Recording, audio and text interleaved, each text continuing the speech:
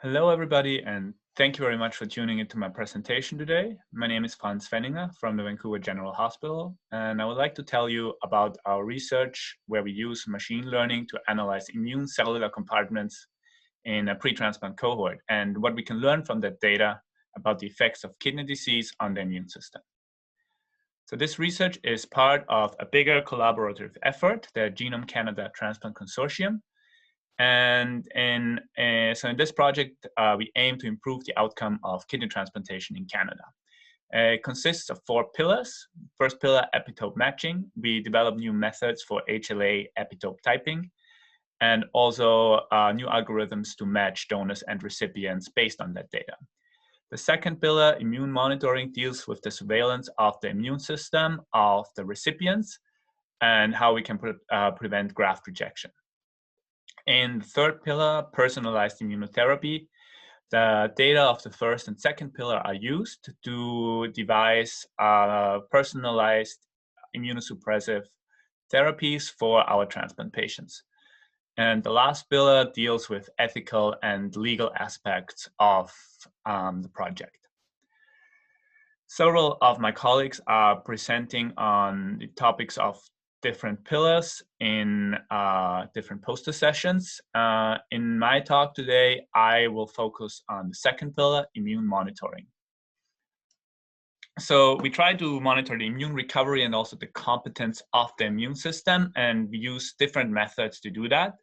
For example, we use adjuvant seahorse technology to monitor the T cell metabolism of our recipients. We sequence the T cell receptors of our recipients' T cells to detect clones against donor cells in a mixed lymphocyte reaction. And we also quantify the amount of cell-free DNA in our patient's serum as a surrogate for graft rejection. The assay that I'm focusing on today, though, is flow cytometry immunophenotyping. In an initial cohort, we've recruited 35 transplant patients that either have chronic kidney disease or end-stage renal disease. So from these patients, we take blood samples at 6 different time points, 1 pre-transplant, either on the day off or just the day before the transplant, and then 5 post-transplant samples. We also drew blood samples from 12 healthy controls. And today I'm going to show you the differences of the blood samples of these 12 healthy controls to the day 0 pre-transplant samples of our 35 transplant patients. So this will tell us a little more about the differences of the immune system in this healthy control and kidney disease cohort.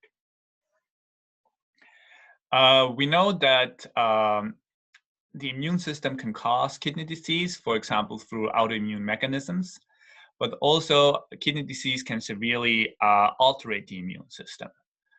As shown in this graph on the left, we can see the immediate outcomes of chronic kidney disease. And on the right, in red, we see the main immunological alterations that are a result of that. To the center of it all is systemic inflammation. And through intermediate steps like formulation, the accumulation of cytokines, this systemic inflammation is promoted. So in our study, we not only compared the differences between the pre-transplant cohort and the healthy controls, but we also looked at how these immune parameters in the pre-transplant cohort correlate with the patient's time on dialysis and what the differences between hemodialysis and peritoneal dialysis patients are. So for the immune phenotyping, we drew blood samples from patients and healthy controls. And these samples were then stained with different antibodies and analyzed by flow cytometry. That allowed us to distinguish the immune cells in these blood samples into CD8 or Cd4 T cells, B cells, natural killer cells, as well as monocytes. And since we included additional antibodies, we were able to further differentiate these heterogeneous populations into more specialized subpopulations, shown on the very right. The flow cytometry panels we used for this analysis is shown here. In green, we can see the main gate markers to differentiate different main populations. And then in orange are the subpopulation markers, which help us to define these different, more specialized populations. And the markers in black are functional markers whose expression we were also interested in. Now, once the flow cytometry data is acquired, one would usually look at a series of 2D scatter plots and go through multiple gating steps to define the cell populations they are interested in. This can be quite time-consuming and labor-intensive, especially with an increasing number of markers as well as patient samples. Additionally, it can also be subjective, as different scientists gate slightly differently, which can also eventually change the results. So instead of using this manual gating approach, we used a machine learning algorithm called FlowSum. In this algorithm, the flow cytometric data is first read in, compensated, and transformed. It's then concatenated and scaled, and will yield a matrix in which every row represents a cell, and every column a marker that was used in this flow cytometry panel. This matrix is then used to train a self-organizing map. And this self-organizing map results then into a grid of nodes. And each node here represents a cluster of cells. So a cluster of cells whose expression profile is similar. And these nodes are then connected using a minimal spanning tree. And lastly, they are consensus clustered, which basically corresponds to an automated gating procedure. Another algorithm we use that is often also used to look at big data is a dimensionality reduction tool called UMAP. So UMAP can visualize high dimensional data, like, for example, gene expression, but also flow cytometry data in a two-dimensional space. And it tries to preserve as much of the high dimensional structure as possible when doing that. So in this example, we can see the 3D image of a mammoth skeleton and how it is projected into 2 dimensions. And you can see how significant features like the tusks and also the feet of the mammoth are preserved in this 2-dimensional plot. So to analyze our data, we have developed this pipeline in our bioconductor, which first subjects the samples to a quality control step, and then clusters the different cells using the aforementioned FlowSum algorithm, and then visualizes them using the dimensionality reduction tool UMAP. We then calculate the population frequencies for every sample. And then for every sample and every subpopulation, we quantify the different expression levels of the functional markers. So now that I hopefully explained to you the, our analysis pipeline and the immunophenotyping approach, I would like to show you a little bit of our data. So starting with the CD8 T Cell Panel, we can see how we used CD45RA, CD27, and CD197, these free lineage markers, to create these FlowSum diagrams. So you can see the nodes, which, like I mentioned earlier, represent clusters of cells, and how they are then further clustered into these 16 different clusters. So these are created automatically using the FlowSum algorithm. And then on the right, you can see 6 merged clusters, where I manually merge these 16 clusters down to 6 that now correspond to populations that are also well annotated in the literature, like, for example, naive central memory, effector memory, and TEMRA T cells. We can also color the nodes of these flow sum trees by the expression levels of the different lineage markers. So that tells us which ones of the nodes express high and low levels of the different markers. And also, just to validate, I'm showing you one traditional 2D scatter plot of the TEMRA T cells. And we can see in these two plots that the TEMRA T cells are, as they're supposed to be, CD197 negative and CD45 RA positive. And I distinguish them further into CD27 negative and positive population. So you can see that this cell population here is CD27 negative. We then went on and visualized our data using the UMAP algorithm that I've already described to you. So here, every dot corresponds to one cell, and the cells that are spatially close together basically have a similar expression profile. And indeed, when we color these cells with the flow sum clusters that were determined earlier, we can see that cells that are spatially close together are also colored the same.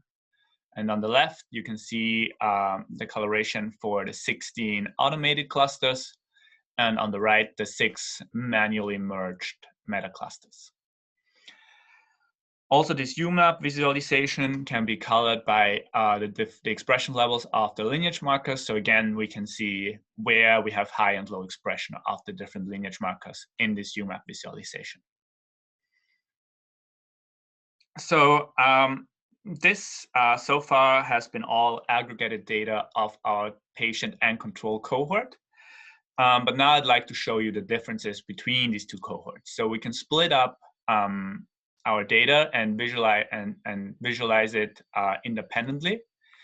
And as you can see here, in the pre-transplant cohort, we see a higher density of this TEMRA CD27 positive T cell population, which basically tells us that the patient cohort expresses a higher frequency of that cell subpopulation. And if we look at the different samples in a box plot, we can see the same result on the right. And although it's not quite significant, there's a strong trend towards it. Next, we also looked at the expression levels of different functional markers in the different subpopulation. And most significantly, we found that the IL-2 receptor CD25A was significantly upregulated in effector memory cells of the CD8 T cells. This was true for effector memory, but also actually TEMRA T cells. IL-2 receptor is usually upregulated during T cell stimulation. So it's a marker of activation, and this basically tells us that these T cells are under a chronic state of activation. Moving on to the CD4 T cell panel, we found that the frequency of the effector memory CD27 negative population, again, is higher in the patient cohort than in the controls, as seen here in the UMAP visualization, but also in the box plot on the right. Also here in the CD4 panel, we looked at expression levels of different functional markers and found that CD127, or also IL-7 receptor, which is a survival receptor, but also is upregulating as cells differentiate further, is significantly increased on TEMRA cells of the patient cohort. Also, we found that CD183 or CR3, which is a chemokine receptor, is significantly downregulated on the patient's central memory T cells. And lastly, I'm showing you our B cell panel, where we found no differences in the frequencies between the two cohorts. But interestingly, we found a very significant downregulation of CD21, which is a complement receptor on the surface of B cells in various different subpopulations. CD21 is important important receptor for the uptake and retention of immune complexes. So to summarize this part of my talk, I've shown you that T lymphocytes of this pre-transplant cohort exhibit elevated activation levels and a more differentiated status, as it's often seen during systemic inflammation.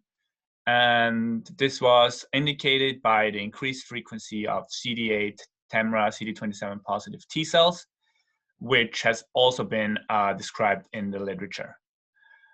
Additionally, we found that the IL-2 receptor as well as the IL-7 receptor was significantly upregulated in different subsets of T cells. Lastly, the downregulation of CD21 on B lymphocytes is actually also found during chronic inflammation, which is another indication that the immune cells of these patients are experiencing systemic inflammation. So, as I already mentioned earlier, we did not only compare healthy controls versus this pre-transplant cohort, we also looked at how the immune parameters correlate with the patient's time on dialysis. And here, most significantly, we found that the inhibitory receptor CTLA4 negatively correlated with the patient's time on dialysis. That was seen in the Cd4 T Cell Panel as shown here, but also on the CD8 T Cell Panel. So you can see the longer a patient is on dialysis, the more downregulated is his CTLA4 receptor. And lastly, we looked at the differences between hemodialysis and peritoneal dialysis patients.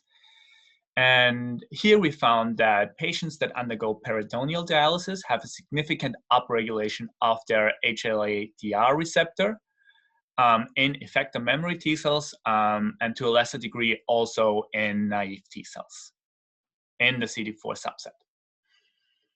So in conclusion, I hope I've convinced you that we can use this immunophenotyping machine learning pipeline to clinically detect systemic inflammation in this pre-transplant patient cohort. We've seen the negative correlation of CTLA4 with dialysis time. And interestingly, there was a recent publication where it was shown that CTLA4 inversely correlates with kidney function. So we can imagine that the longer these patients are on dialysis, the worse their kidney function. And therefore, this data would agree with ours. And lastly, we've also seen that HLA-DR, which is another activation marker also on T cells, is upregulated in the in different CD4 subsets in patients that are on peritoneal dialysis. So lastly, these data can give us insight into the dysregulation of the immune system during kidney disease, and will help us to design novel and maybe more targeted immunophenotyping panels. It can thereby also guide new biomarker discovery. And lastly, it will also serve as a baseline as when we will now analyze our transplant patients longitudinally and follow them as through the course of their transplantation. So this brings me to the end of my presentation. I would like to acknowledge all our collaborators. And at this point, I would be happy to answer any questions. Thank you.